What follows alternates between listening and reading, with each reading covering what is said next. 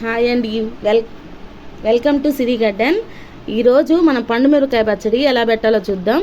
పండు మిరపకాయలు ఇవి కొంచెం లావుగా ఉంటాయండి, సన్న వెరైటీ కాదు, కాచ లావుగా కొంచెం పొట్టిగా ఉంటాయి. ఇవి నాటు వెరైటీ. చూడండి ఎంత బాగున్నాయో. బాగా గుజ్జు ఉండాలండి, గుజ్జు ఉంటే గింజలు తక్కువ ఉంటే బాగుంటుంది పచ్చడి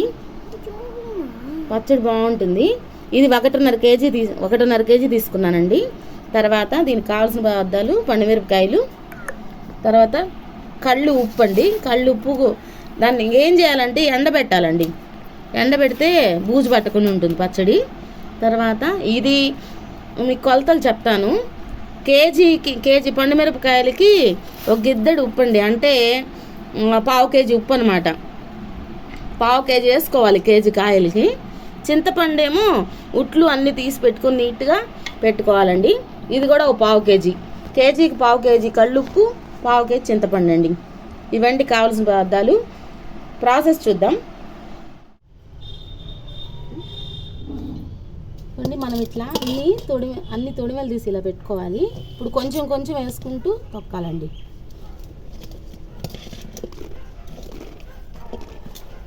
చేతికి బాగా మంట తగులుతుంది కాబట్టి జాగ్రత్తగా చేయండి.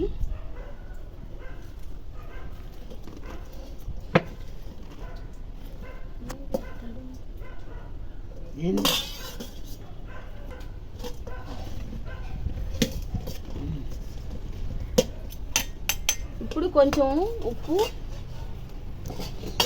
చింతపండు వేయాలి. నలిగాక వేయాలి. నలిగిన తర్వాత కొంచెం నలిగాక వేద్దామండి. అంతేదా?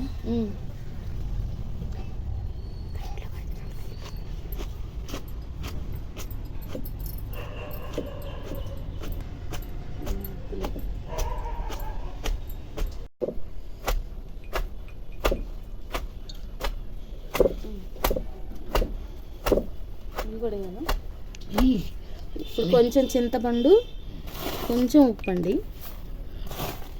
ఇప్పుడు దంచాలి, మళ్ళీ దంచాలండి.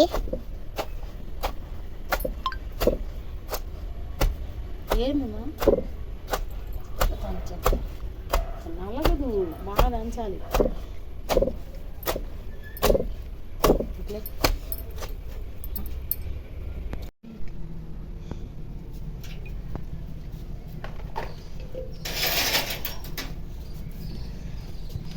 ఇదిగోండి ఫస్ట్ వాయ ఇట్లా కచాపచ్చగా దంచుకున్నాం కదా, ఎల్లుండి దంచాలి. ఇది మళ్ళీ రేపు కాకుండా ఎల్లుండి అనమాట.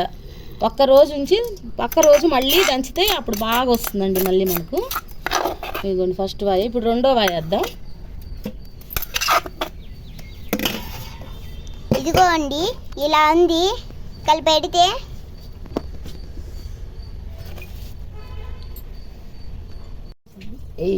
ఇప్పుడు రెండో వాయ అండి. మిగిలిన కాయలని వేసేద్దాం.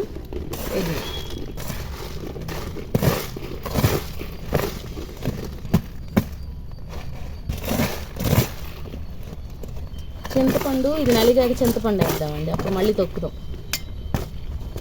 మా అమ్మ చెప్పినట్టు ఫాలో అవ్వండి, బాగా వస్తుంది నిజంగా.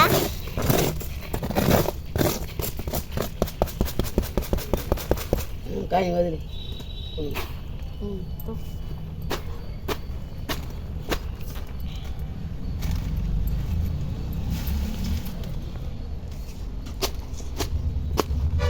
ఇప్పుడు దంచాలండి. మొత్తం ఉప్పేసారు మా అమ్మ.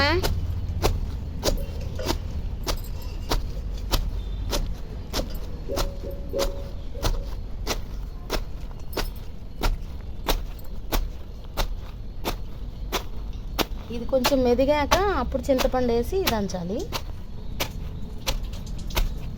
ఇలా దంచి పెట్టుకున్న మిశ్రమాన్ని తేమ తగలకుండా మూత పెట్టి పక్కన పెట్టుకోవాలండి. ఒక రోజు అయ్యాక మూడో రోజు తిరగదొక్కి మళ్ళీ దంచాలి, అప్పుడే పచ్చడి బాగా వస్తుంది. మా అమ్మ చెప్పినట్టు ఫాలో అవ్వండి.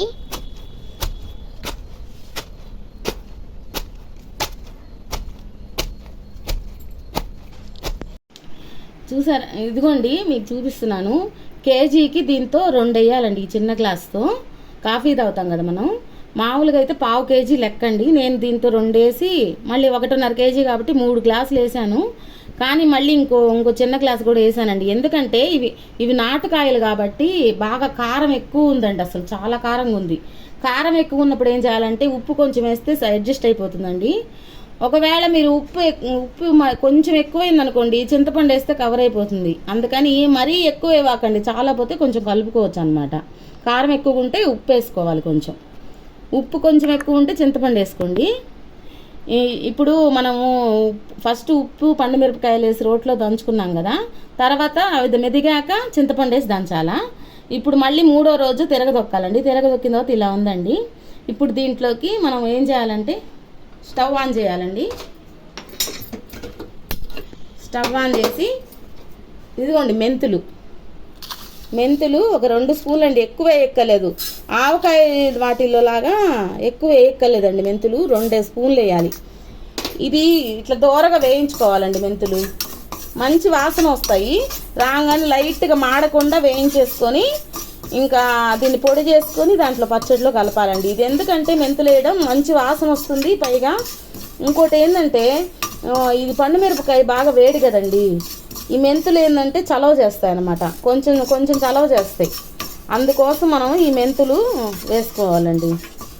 ఇదిగోండి అంతే, లైట్గా ఇలా డార్క్ బ్రౌన్గా వచ్చేసి ఇంకా మంచి వాసన వస్తుందండి. ఇంకా ఆపేసేయాలి. ఇది పౌడర్ చేసుకొని మనం పచ్చడిలో కలుపుకోవాలన్నమాట. మళ్ళీ కలుద్దామండి. మెంతులు వేయించుకొని పొడి కట్టుకొని పక్కన పెట్టుకున్నామండి. 2 స్పూన్లే, ఎక్కువ ఎక్కర్లేదు. ఇప్పుడు కొంచెం ఆయిల్ మనకి ఇప్పుడు పచ్చడి రెడీ, దాంట్లో కలుపుతాం, రెడీ అవుతుందండి. మనకు కావాల్సినప్పుడు కొంచెం తిరమాత వేసుకోవాలండి. మొత్తంలో అవసరం లేదు, మనకు ఎప్పుడు కావాలంటే అప్పుడు తిరమాత వేసుకోవచ్చండి. దీంట్లోకి కరివేపాకు,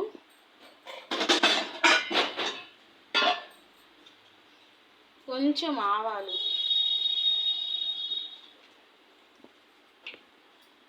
వేయాలండి. కరివేపాకు వేసుకొని కొంచెం ఇంగు వేయాలండి. ఇంగువ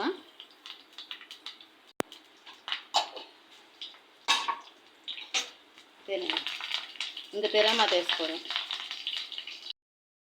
కరివేపాకు, ఆవాలు, ఇంగువే వేసుకోవాలండి మనకు కావాల్సినప్పుడు. అంతేనండి. దీంట్లో కొంచెం పచ్చడి వేసుకొని తీసుకోవడం. అంతేనండి. ఇలా కొంచెం పచ్చడి వేసుకొని తిరమాత పెట్టుకోవాలండి. ఇది దీంట్లోనే వేసామనుకోండి, పచ్చడి చాలా బాగా కలుస్తుంది అనమాట. మనం విడిగా కలుపుకునే కంటే ఈ వానట్లోనే కలిపేసుకోవచ్చు. ఇది తిరగమాత పెట్టేటప్పుడు వాసన మాత్రం చాలా మంచి స్మెల్ వస్తుంది. నాటుకాయలండి, భలే కారంగా ఉన్నాయి. అసలు చెయ్యి అయితే మంట పుట్టిపోతున్నది అనమాట. మీకు చూపిద్దామనే ఉద్దేశంతోనే నేను వీడియో తీసానండి. హలో అండి, మా అమ్మ చెప్పినట్టు ఫాలో అవ్వండి. చాలా బాగా అయితే వస్తుంది. మా అమ్మ చెప్పినప్పుడు ఫాలో అయితే మీరు ట్రై చేసి కామెంట్స్లో ఎలా ఉందో చెప్పండి నాకు.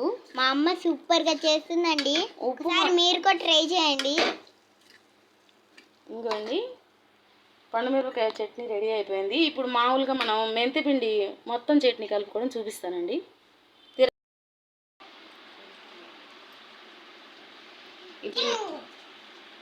ఇప్పుడు మనం మెంతిపిండి 2 స్పూన్లు దోరగా వేయించి పొడి చేసుకున్నామండి. ఇది వేసేసుకోవాలి. ఇది వేసుకుంటే కొంచెము వేడి కొంచెం చేయకుండా ఉంటుంది. అంతే, ఇంకా కలిపేసుకొని ఒక జాడీలో కానీ ప్లాస్టిక్ వాటిలో ఎక్కువ వాడుకొని ఉంటే మంచిదండి. జాడీల్లో కానీ లేకపోతే ఇంకేదన్నా డబ్బాల్లో కానీ అట్లా పెట్టుకోండి.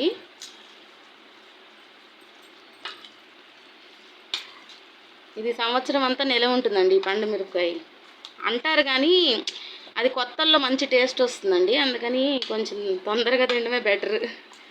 6 months అయితే చాలా బాగుంటుందండి టేస్ట్. తర్వాత కలర్ మారుతుంటుంది కదా, అప్పుడు కొంచెం టేస్ట్ బాగానే ఉంటుంది, కానీ కలర్ కొంచెం మారుతుంది. సంవత్సరం అయితే నిలవైతే ఉంటుంది. ఓకే అండి, ఇప్పుడు నేను టేస్ట్ చేశానండి. కారంగా ఉంటుంది, చాలా బాగుందండి. కారంగా ఉంది. ఇది అన్నంలో కలుపుకొని వేడి నెయ్యి వేసుకుంటే సూపర్గా ఉంటుందండి. ఇదండి పండు మిరపకాయ పచ్చడి రెడీ. పండుమిరపకాయ పచ్చడి రెడీ అయిందండి. నిలవ పచ్చడి. మీరు కూడా ఇలా తయారు చేసుకొని ఎలా ఉందో కామెంట్స్లో చెప్పండి. లైక్ చేయండి, సబ్స్క్రైబ్ చేయండి, గంట కొట్టండి గైస్, మీ సొమ్మేం పోతుంది. బాయ్.